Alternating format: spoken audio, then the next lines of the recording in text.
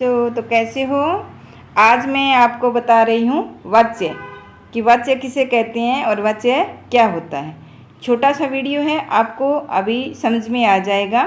तो वाच्य में सर्वप्रथम हमें किसको समझना पड़ता है? क्रिया को। किसको समझना पड़ता है? क्रिया। क्रिया क्या है? जो काम हो रहा है, जो काम है हो रहा है, होना, कार्य का होना ही क्रिया है। क्रिया कितने प्रकार की होती है? क्रिया दो प्रकार की है, अकर्मक और सकर्मक। ये किस आधार पर है? ये कर्म के आधार पर है। ठीक है, कर्म के आधार पर क्रिया दो प्रकार की होती है, अकर्मक और सकर्मक। अब अकर्मक में क्या होता है? अकर्मक सकर्म कर्म के साथ होती है और अकर्म कर्म के बिना होती है। ठीक है, कि सोहन पत्र लिख रहा है। सोहन क्या लिख रहा है? पत्र। तो क्या का जवाब हमें मिल रहा है कि पत्र लिख रहा है। किसको लिखता है? तो किसको लिखता है? इसका इसमें है नहीं कि सोहन पत्र लिख रहा है तो किसी को तो लिखेगा, किसी को तो लिखेगा। सोहन मोहन को पत्र लिख रहा है, तो इस तरह से हम बना सकते हैं। तो दोनों का हमें जवाब मिल जाएगा यहाँ पे। रोहित हंस रहा है।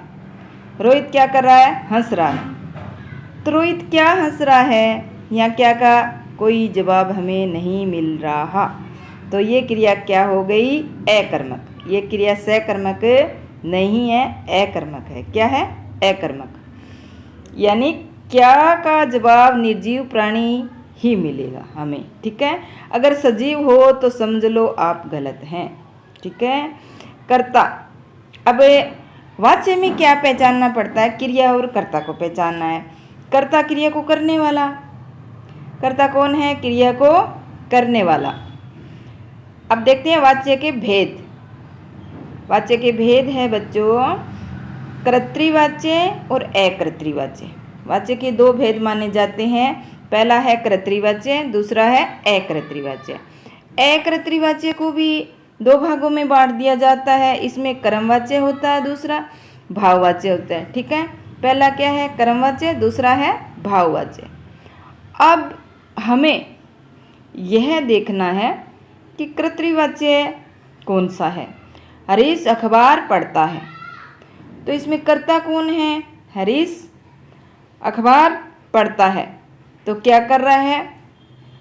अखबार पढ़ रहा है। तो ये कौन सा वाक्य हो गया? कर्ता प्रधान है, तो कर्तृवाच्य वाक्य हो गया। इसमें हरीश से अखबार पढ़ा जाता है, यह हरीश के द्वारा अखबार पढ़ा जाता है, तो ये कौन सा वाक्य हो गया?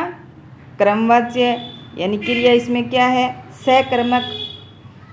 कोई काम किसके द्वारा हो रहा है? हरीश के द्वारा।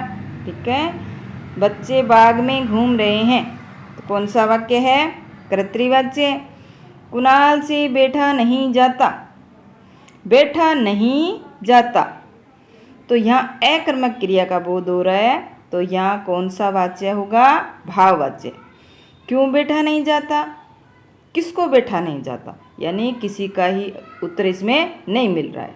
क्रिया कौन सी है? अकर्मक। वाच्य परिवर्तन। रविंद्र क्रिकेट खेलता है।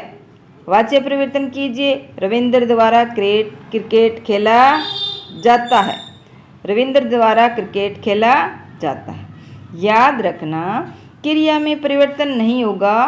क्रिया जिस काल में है उसी काल में होगी।